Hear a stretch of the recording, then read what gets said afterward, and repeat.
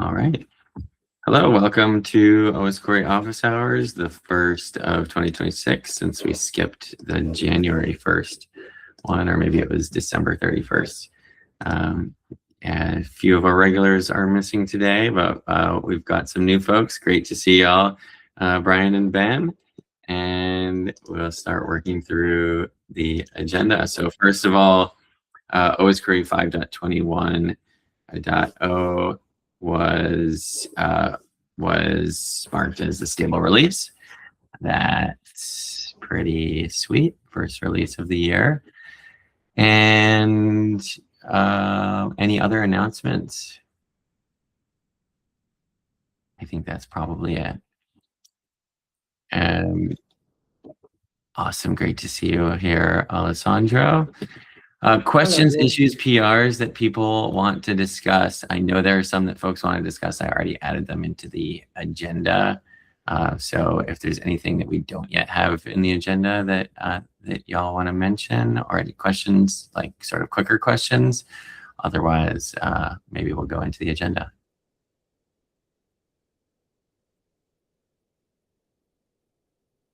Okay, cool. So let's go into the agenda. And Alessandra, I'm glad that you joined, because I started digging into the BPF stuff that we had discussed, removing the eBPF pub library. I've put up a draft PR for sort of what it would look like to rip out all the old code and import the libbpf library. I'm probably gonna split that up into separate PRs, I'm imagining, because everything's going to end up being pretty massive. But would love to kind of get your eyes on that, Alessandro, or any other thoughts that you have about what we need to be doing immediately. I think that from Fleet's perspective, it's fine for us to remove the older BPF implementation and then follow up later with new implementation. But I also have time right now allocated towards building that new implementation. So we might be able to get it sort of just swapped out in a single release, kind of depending on how things go.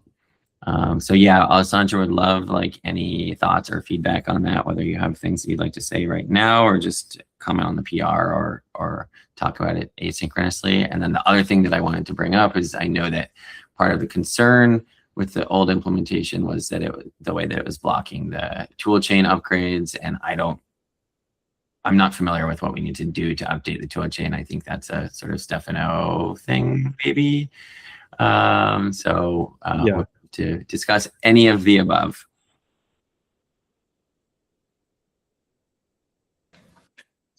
I not looked into the pull request yet. For BPF itself, there is no rush, but it can stay there until we update the toolchain. So it was mostly to unblock the toolchain upgrade when it will happen. Depends on when we will have time to do it again. And yeah, I can check out the pull request. So you are dropping the BPF tables, and you're rewriting some functionality, I guess, if you are using the BPF. Yeah, the intention is to write the new functionality. I ended up doing things a little bit out of order, because I was curious if I could just add libbpf, and then it turned out that doing that required modifying some things in eBPF pub and the older stuff. And then I was like, oh, let's just remove it. So the PR needs to be revised and split up, I think. But it does seem to be that I'm able to remove the old stuff, so the tables are gone, and then I am able to build libbpf and call into libbpf functions, which seems promising. But then, of course, there's still all of the actual implementation work to do.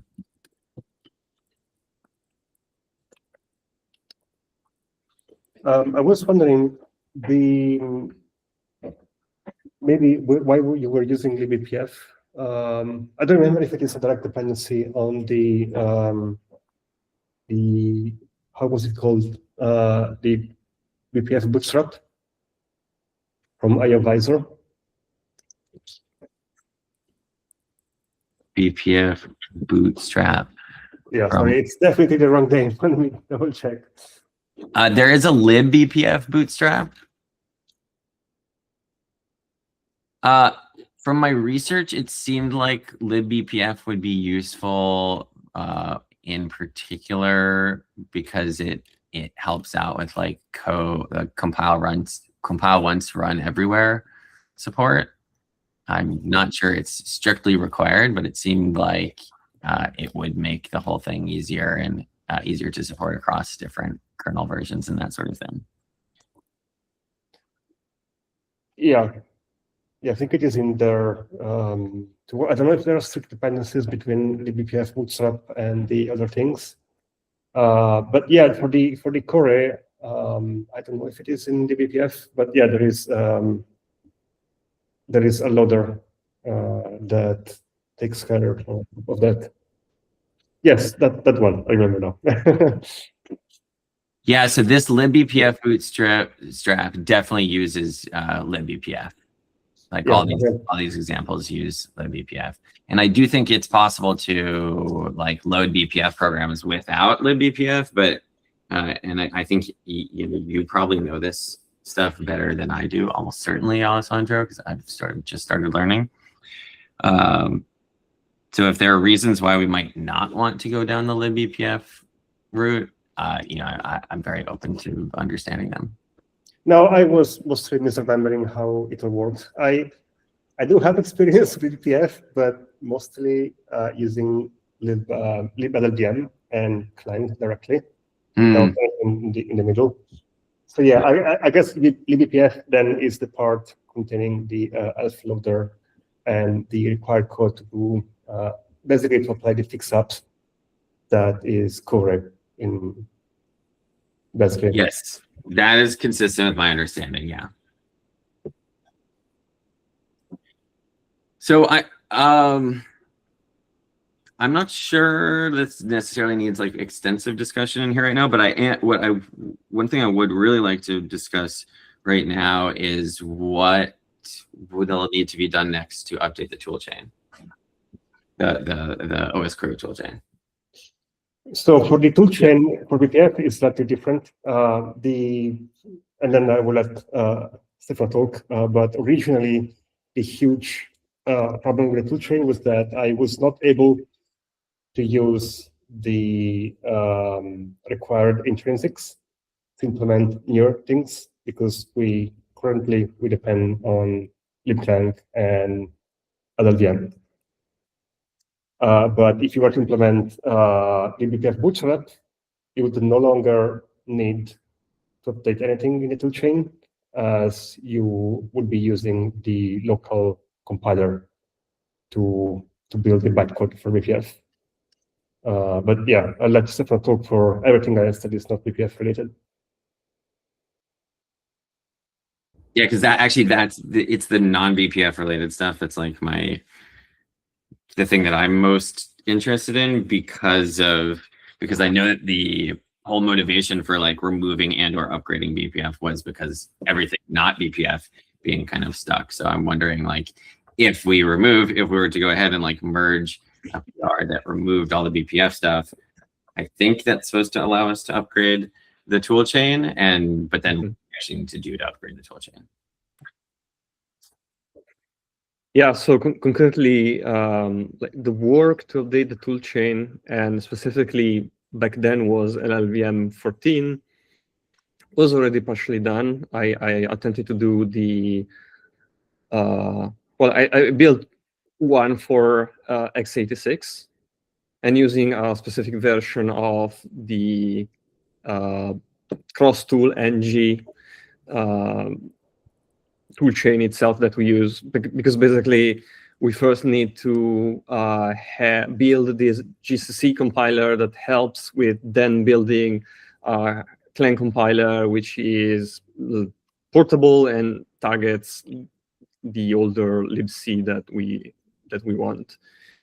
For x86, I was able to compile LLVM 14, but then I wanted to try also to update the cross-tool NNG base, like again, base toolchain, and I faced some issues.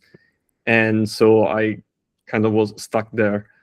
So basically, either I should maybe just try again to see if we can use the latest of everything, at least for the cross-tool NG side. If it doesn't work, I guess I'll just use the prior version. And we do also need to build the ARM64 version of that toolchain. But again, this is for LLVM 14, which came out into 2022. We could also try to build a newer one. I'm not sure if it will work. I recall that when I tried back then was LLVM, I think 16, and I had issues, and I thought like it had some weird ELF issues with the loader. And I kind of figured out that the issue may have been that the libc version we were targeting was too old for that newer toolchain to support. So yeah, there is still some, like the most certainty we have is using the current version or the version we have already used for Clang 9, like the old version of the toolchain we have for Osquery, in cross-tool NNG to build LLVM 14 and ship that. And that one should also, in theory, be able to let, like to update Boost, the Boost library, which wants some additional support for C++20, which is lacking currently in our LLVM CLang 9. But yeah, I need some time. I think I may have some time this like this weekend. It's all obviously on like, yeah, personal time. This is all on personal time. I can try to pick up again, updating the cross-tool NG version and see if I can make it deal with LLVM 14, or even just do a quick test with a newer LLVM version, just because meanwhile time passes and we have like 14 again, it's 3 years old already. So I don't know. Yeah. Okay. Well, Stefano, thank you for taking some time to do that. And if there are things that I can do to help, like I am able to allocate a lot of my time right now towards Osquery work, I just don't think I thoroughly understand what needs to be done. So please feel free. Like, I think, you know, we've got other folks on the call here. I do want to try to move on, but I think that it would be, if you'd like, I'm happy to try to understand and try to take on some of that work. So, you know, if you want to schedule some time directly with me, or if you can just write up some ideas of what needs to be done, that would be super helpful. Or just feel free to go for it. I guess the only problem is that I don't think I have time. I can, like, a meeting would be, I guess, maybe ideal just to point out, but I don't have time during the like during the week, so it will be off working hours thing. Okay. And yeah, and also for me, like, beyond saying, okay, I'm trying to update to a newer version, things change between the library, the toolchain, and how to build it, etc. So my steps are basically just like, yeah, try to build it, look at the new CMake from LLVM, the new options, update the script, test, see if I can build it, making sure. I mean, there are some suggestions on what to be careful of, but yeah, I don't have precise steps to give. Okay. So, but in roughly, is it basically like, update some stuff in the Osquery toolchain repo to build new tools. Then if those build successfully, then try to build the Osquery code with those and see what happens. Is that roughly it? Check the binary, check that the only the expected library are there, and actually we do have already, I think, we have a script, a test on the Osquery side itself that checks that no additional library is being linked that we don't expect. Because again, all of these is to create a binary that only depends on few libraries that are so not the libraries themselves are portable, but the binary itself links on libraries that can be found on any Linux version, and it doesn't matter their version, basically. Got it. And that script is in the Osquery repo? It's I think a test release something.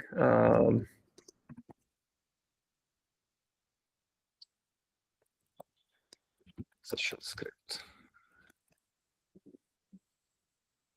Actually, no, it's a Python script. This one.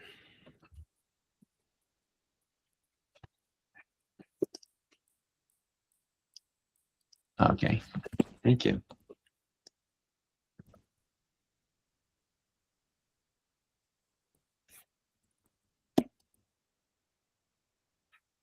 Okay, cool.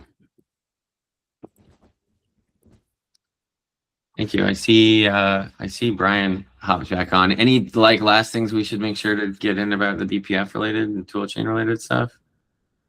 Alessandro or Stefano?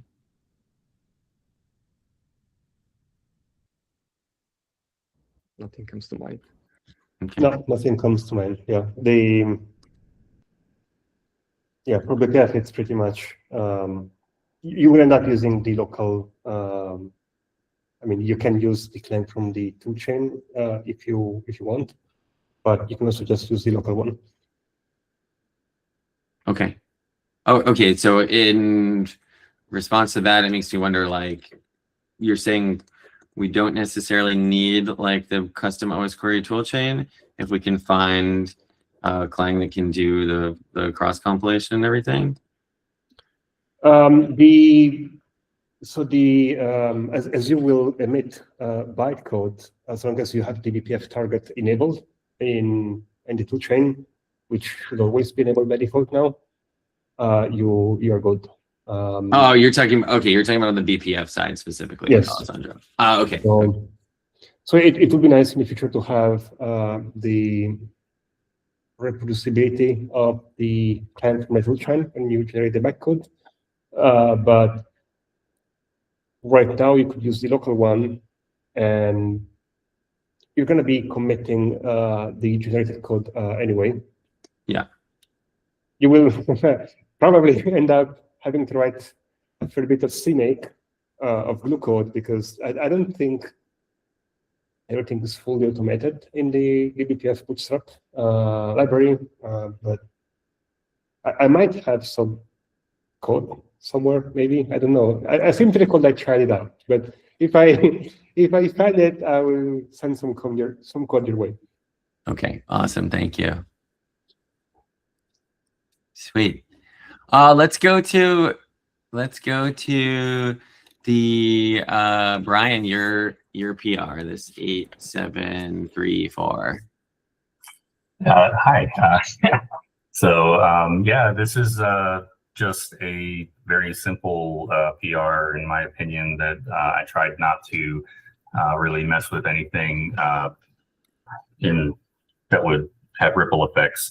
But little background on me, I work for Elastic, and we have a product called Osquery Beat, which allows our customers to leverage Osquery and pull the results into our platform for further analysis. One of the customers noticed that they could not get remote users to be returned from the VS Code extension, specifically on Linux. It turned out that it calls a function called get user from context to list those users, but that get user from context has no way to set the include remote flag because it's hard coded in that function to only check for the ID. So this PR just exposed the gen user function from the user table to allow for more detailed queries with further context. And then the VS Code extension uses that. Wasn't sure if that was the best way to go. Obviously, like I said, I'm very new to this project. And yeah, that's it. Yeah, awesome. Yeah, thanks, Brian. And for context, like Eric, Alessandro, Stefano, who are more familiar with like discussions around schema and stuff. Like, I don't know if you guys have pulled up this PR, but you can see like Brian's PR adds a column include remote on the VS Code extensions table. And the thing that kind of what's the PR number? 8734. I'll drop it in the chat here.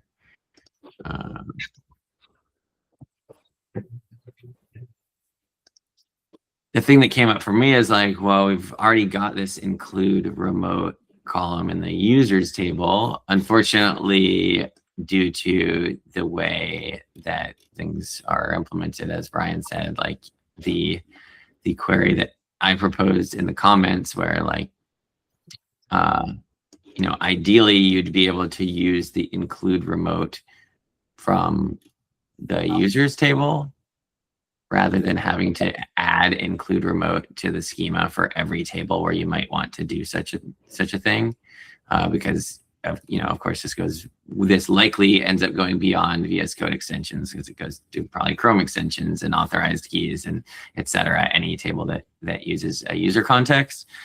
So my question was like, can we find a way to support this more generally? And Brian, your response, I haven't thought about it super thoroughly, but your response seems to indicate that it may be possible to change the users from context function to add support for this. But you were sort of concerned about like, what are the ripple effects? Exactly. Yeah. I mean, it definitely would be possible. I wanted to try to keep it at least my first change is as minimal footprint as possible, so that it would be a little bit easier to get merged.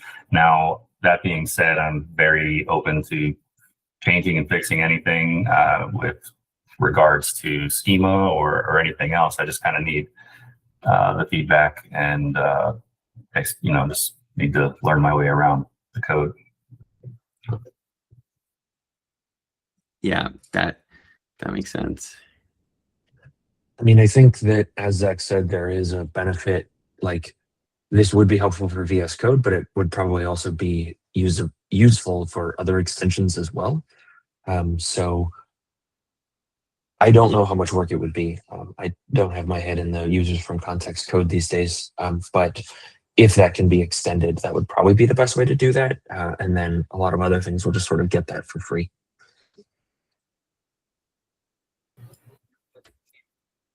Yeah, or maybe if not for free, like for cheaper, let's say. And part of my concern is like, if we add this include remote column to VS Code extensions now, it's a little bit hard to, we try not to then later remove columns from the schema because it can break people's queries and that kind of thing if they explicitly use those columns. And at the same time, like, I hear you, Brian, you want to get a change shipped quickly. I'm not trying to like, throw you fully into like, let's address every table right now.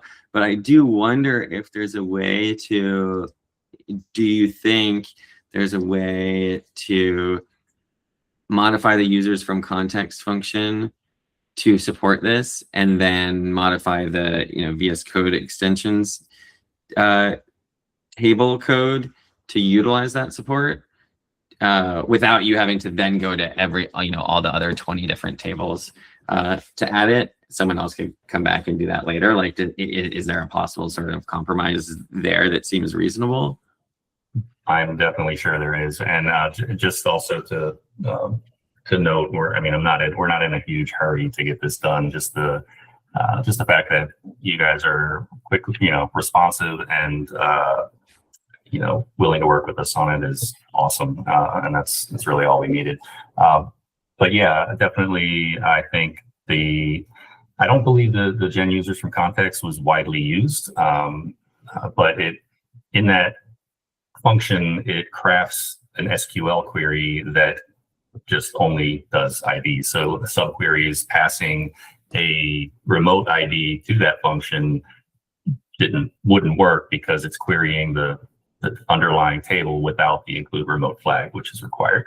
But yeah, I definitely think that it could be updated. I just didn't want to accidentally break anything, not knowing what all the development guidelines were for this project. So yeah, for sure.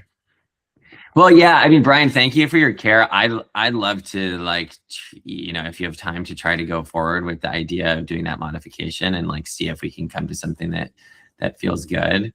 And I'm happy to review to try to consider implications there. I mean, other folks, particularly Alessandro and Stefano, who are sometimes doing code review, like, are things coming to mind? Or do concerns come to mind here? Do you agree with this approach? Thoughts? I guess maybe the only thing I am maybe misunderstood. So is the target to get is the target to get support for the include remote on all table that might need it, or are we targeting to not do that? So to my understanding, it's like Brian's immediate task is to do it on VS Code extensions table. My thought, though, is like, we probably want it on all of them eventually. Like, not that I would want to demand that Brian do it on all of them just because he wants VS Code extensions, but that I want to make sure whatever pattern we use, like, will generalize to all the tables, because I think inevitably it makes sense to do that. Yeah, I on that side. So what I was, and again, I don't know if that's the only like answer. It's really like that, but basically being able to pass to all the table, like that constraint, or that option that tells the table to include the remote users. As far as I know, you do need to change the schema, because otherwise SQLite will not call the virtual table with the field. Like, you have to tell it that it's a key that you want to be passed to the table, which basically is translates to having to add it to the schema.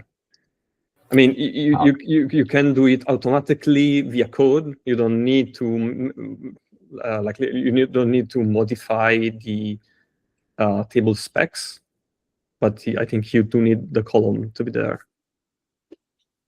Brian. Yes, I just wanted to say that I did notice that if the reason I had to add it to the schema table for VS Code extensions was because without it, it was just being ignored and not being passed down. And looking back at when this was implemented, the include remotes flag for the users table is like a hidden flag that is always false unless explicitly set to true, because it's an expensive query. And so, yeah. I'm sorry. No, yeah, we also had like a similar issue in the past with the, well, okay, it's not all the table, but the PIDs PD from, wait, I forget now the name. Well, there's the function eats the PIDs from context. Actually, though, no, this function is another one. I'm thinking about the container support, where you want to pass the PID that the table should use to get the user, well, the namespace, the container namespace to join, to be able to access the container file system. So again, this is Linux specific, for instance. And yeah, again, we had to add again a column for that to be seen from the virtual table. So Stefano, you're saying you're not sure that it's possible to use the existing include remote column on the users table to do this, and that it may actually need, the column may actually need to be added to each individual table? I think so, because otherwise you don't have a way to say from the table, like if you're querying the VS Code extension table, how do you tell the user table that you want to include the remotes? Are you can you take a look at the office hours notes right now, and have you seen like the SQL, the sort of proposed SQL that we would hope would work? Yeah, but so that include remote equal 1 has to be first passed to the VS Code extensions table, because it's the VS Code extensions table that will call the users from context function. But if you don't add that column to the VS Code extensions table, it will never receive it. That was the conclusion I came to. Just passing or using a subquery and just passing a list of UIDs to that gen users from context will not work, because it will then execute a select from users where UID equals whatever, and not include remotes, it's not set, so it just will return nothing. I see, because we're not actually, because really we're just getting UIDs from the users table. We're not getting like directory paths. It's VS Code extensions that gets the directory paths from the UID. No, I guess I don't think I explained it as well as I had hoped. The VS Code will call gen users from context, and you can, like in your example query, the SQL that you posted, it's like a subquery where it says where UID in an array of user IDs. Yeah. But then that will get sent, or basically then gen users from context will get called and supplied those UIDs, but then it will query the users table without the include remotes flag. So those UIDs are nothing. Right, and it queries the users table because it has UIDs, but it needs like directory paths to use.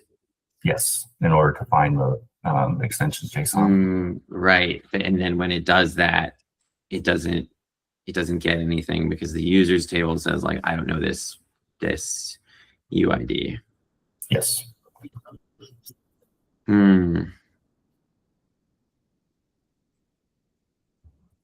And go ahead. No, just a comment that, yeah, I actually really looked at the query. I wasn't thinking even at the non-subquery case where you just are querying directly and only the VS Code extension table and telling it to please include the remote users when you are getting all the users, because the get users from context table also have the option to just return all the users, and maybe you want all the users included the remote ones. So even in that case, if the VS Code extension table doesn't receive the include remote column, it can't tell in the query to the internal query to the users table that it should return all the remote users UIDs. But in the example you did, you were trying to work around it by providing the UIDs, but then, yeah, there are some other limitations again. So Stefano, what you're saying there is like if the users from context function, if it passed include remote to the users table, then the UIDs would be found. But presumably that would have performance impacts when people didn't want remote users. Definitely, yes. I mean, it's in the end, the existence of include remote or not is due to that reason, like The performance concerns, right? And actually, since the inception, remote users were not originally included due to concerns about also network calls, even though, I mean, these are like expected network calls, like they are from the operating system. I think the idea was more that Osquery itself shouldn't cause, unnecessary network calls, let's say, when it does its work. Mm-hmm. But yeah.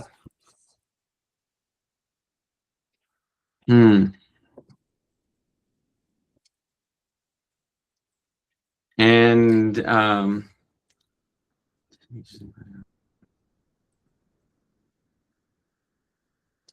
if so when we're thinking about the potential performance issues, now I'm pulling up like the users table implementation and wondering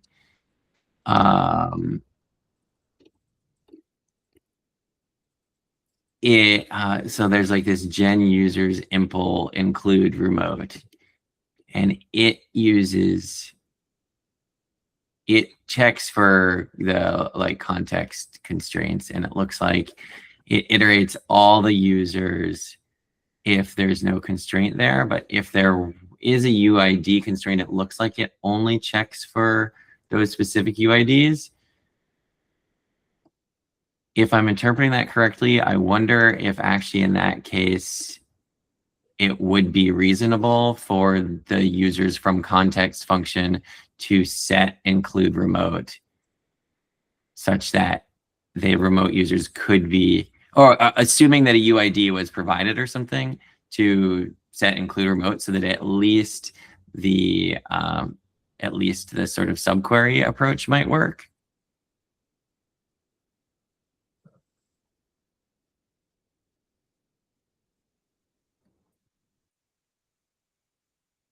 Well, it's, yeah, I don't know. It's more a question of, are users okay with having remote users always, like network calls happening in those cases without, well, it's not necessarily without knowing, because they would have it in the query.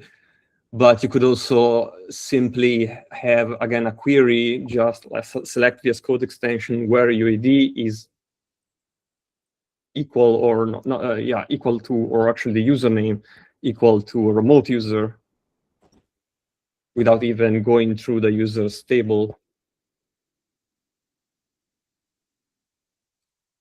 Sorry, I'm speaking out loud and thinking.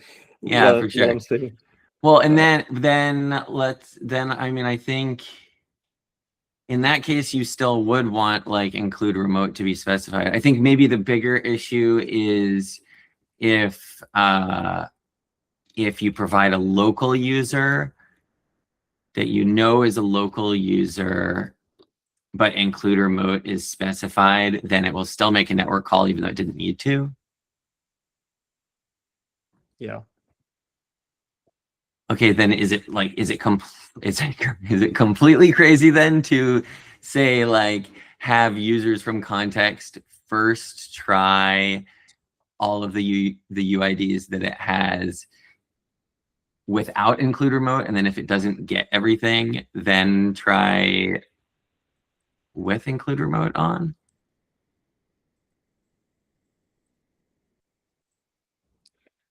Yeah, maybe it would even.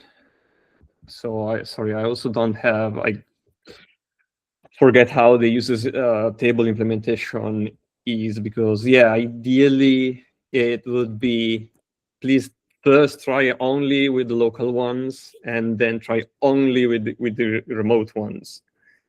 Like if it's not in the local ones, try the remote ones. Here's the table implementation. But Oh, this is for obviously there Linux is also, yeah. which I'm actually, are we, and Brian, I guess we're talking about all platforms here. As far as I know, from looking at the code, the include remote was specific to Linux, was it not?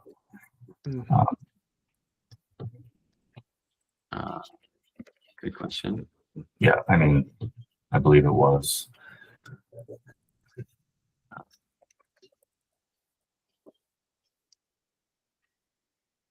Include remote. Oh yeah, it is in the Linux schema. Okay, yes. So yeah, that was the Linux implementation that I just linked there.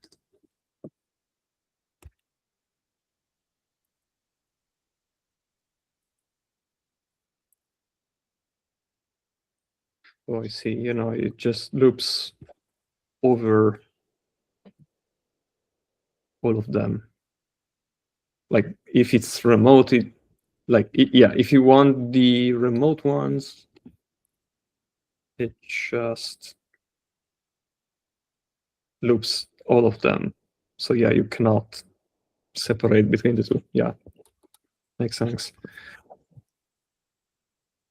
And also again, if the UID is wrong, it would always have like a miss on both. So you pay the cost of searching in both, even if you don't want to.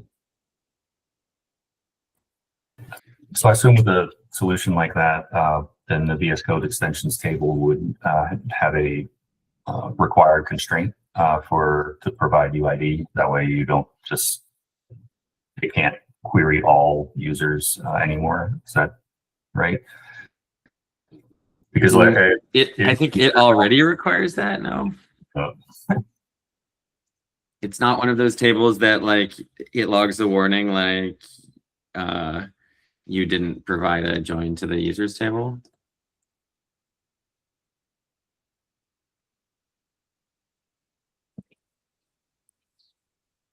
I'm not sure.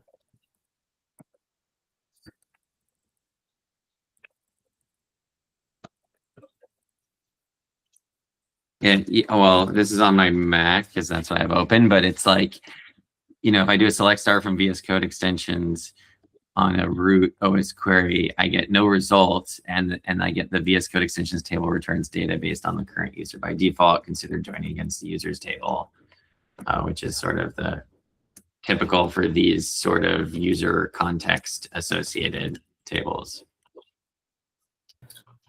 You're seeing that now, and in that case, then I think the solution you mentioned would work just fine.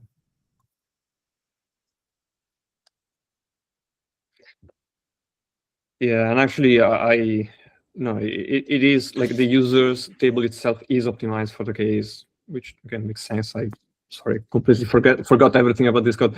It tries to specifically only get a single user. So even if we would, if we would always enable the include remote when we are giving a specific UID, not in the all case, that would be fine, I think, ideal, because again, it will try to get a single user, not all of them. I mean, I think if we think that that's okay, that seems like a pretty ideal outcome to me, because I think that that means we don't need any schema changes. It makes the subquery that I propose version work. Maybe it makes the other version work as well. I'm not sure. Can't quite reason about that immediately.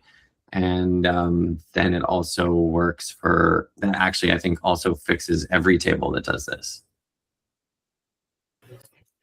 And it would probably only be a few lines of code. And it probably wouldn't be much code. Should we should we like run with that and take another look at like what Brian comes up with? Yeah, I think, I mean, it's worth a try, definitely. Yeah. Okay. Awesome. Does that make sense to you, Brian? Are you willing to take it on? Yeah, no, works, and I'm definitely happy to update that PR for sure. Okay, cool. Well, thank you so much. Yeah, thanks everyone for engaging in the conversation there. I'm hopeful that we'll come to a great outcome there. Cool. Okay, so the Windows Open Handles table.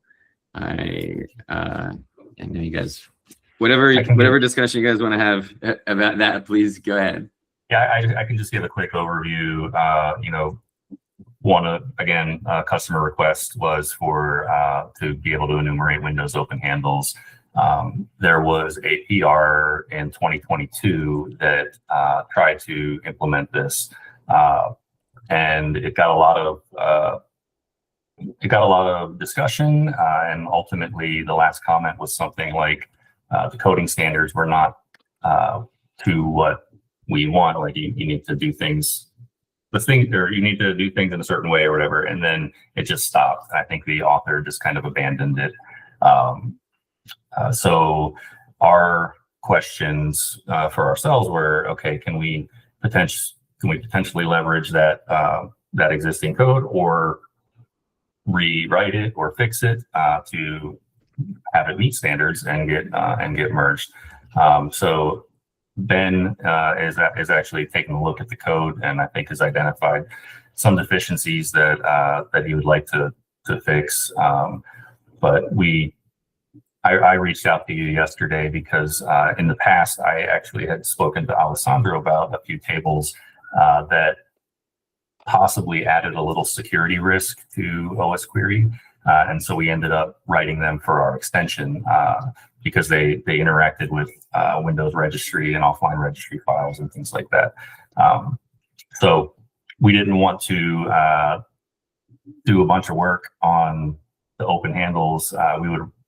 Elastic would rather contribute to Osquery than to lock things behind our extension. So we wanted to make sure that it had a good possibility of getting approved, given the content or context of the table. So that's the background.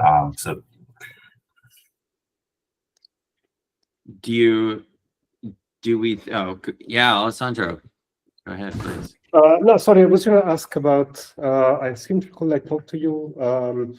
In my case, I think it was about the SleuthKit pull request, not the Open Windows handle enumeration.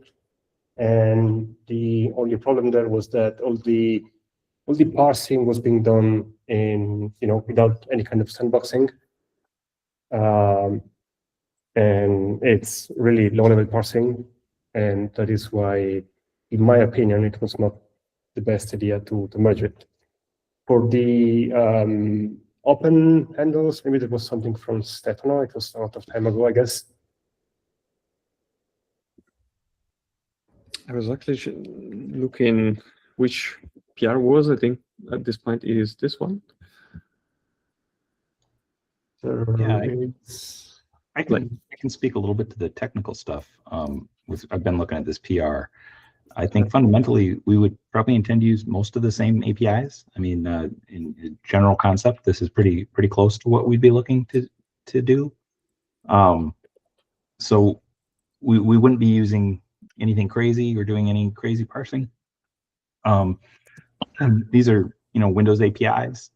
It's just some of them aren't that well documented outside of process hacker code or this old book, right? So they are documented. If they ever changed, everything on Windows would break pretty much.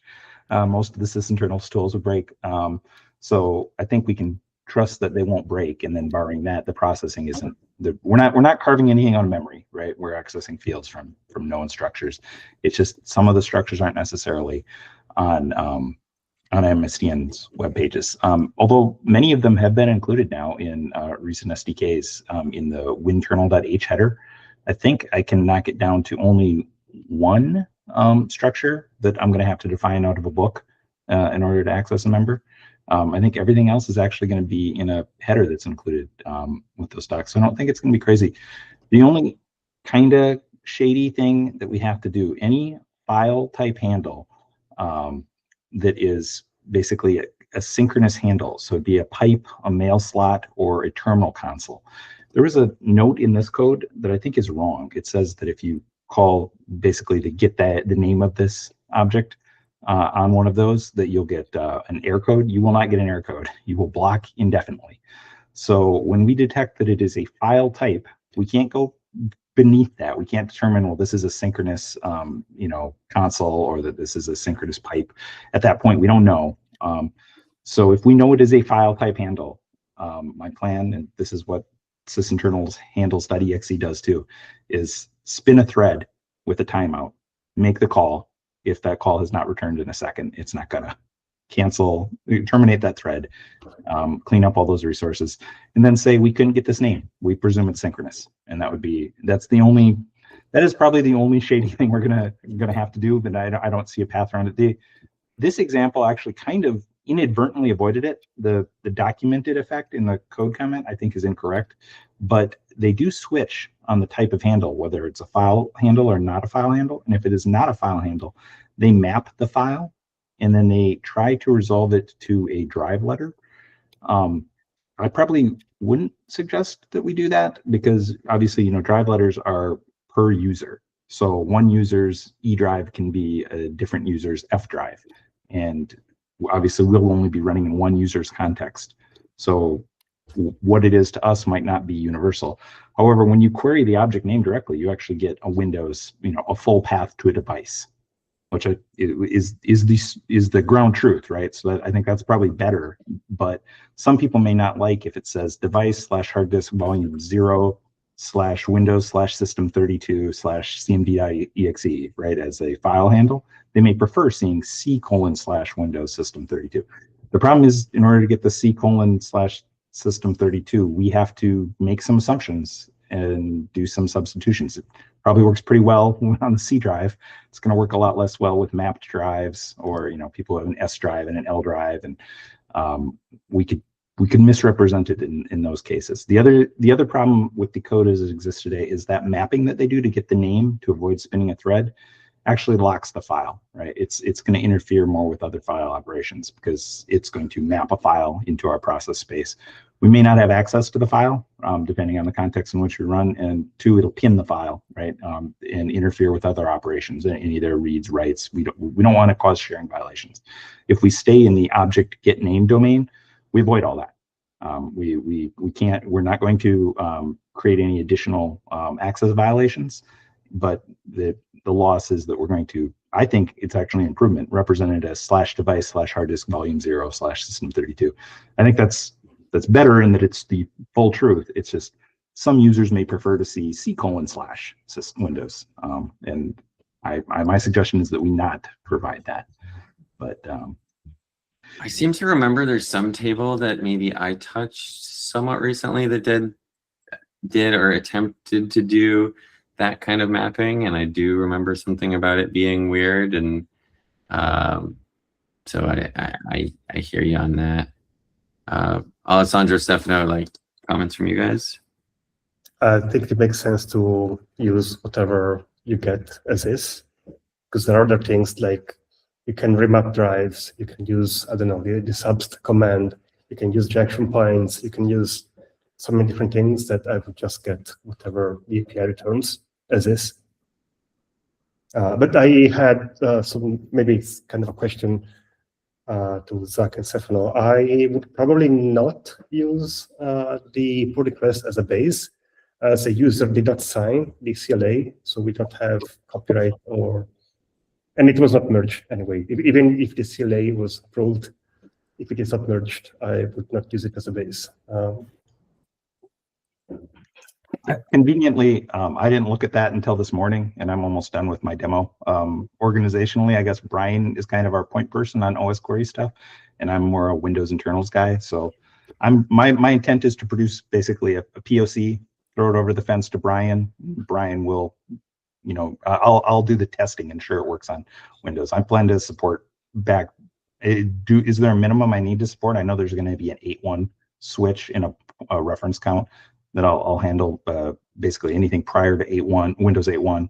handles reference counts a certain way, and anything Windows 8.1 and above handles it a different way, and I'll take that switch. But I mean, I guess I'm not familiar. Does Osquery need to support Windows 3.1? Don't ask these questions because you will get someone. I wanted it for Windows 7. Yeah, I mean, we'll be good probably back to Windows 7 if the compiler will. I mean, the code will work back to Windows. I think the code will actually work back to Windows 2000 if you had a compiler that'll build it for it. But, we will censor this part. No Windows 2000. yeah, but anyways, the code, we won't have a problem where I didn't look at this code until this morning and realized, yeah, you're using the same APIs. So. Oh, Yeah. sorry, I was not implying there was any kind of contamination. Yep. I completely trust you. I was just going to say, let's not add commits to that request. The other thing I would note is I think that we'll probably have more values than it looks like they're adding here.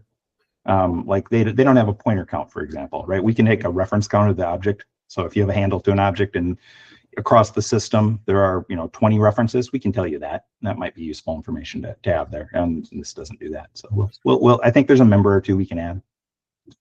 Great. And yeah, as Ben noted, we don't need to use the other PR as a base or anything.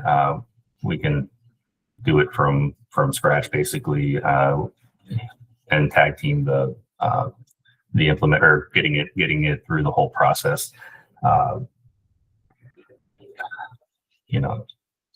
lost my train of thought. I'm sorry. I had something that I was going to say, and now I can't remember what it was.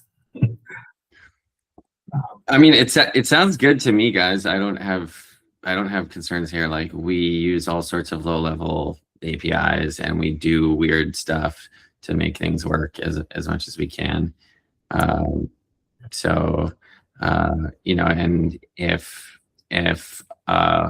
and I know that we have tried to avoid really low-level data parsing because of possible memory corruption issues, but it sounds like it's pretty reasonable here. So I mean, like, any other concerns from you guys, Stefano, Alessandro? No, I just wanted to add that, yeah, the only thing I rejected in the past was just, it was low-level direct disk parsing by, reading the file system structures, or things like sysinternals, Windows internals. I'd say that is the sensible approach. And we did the same thing in the past with macOS, so there's nothing wrong with that.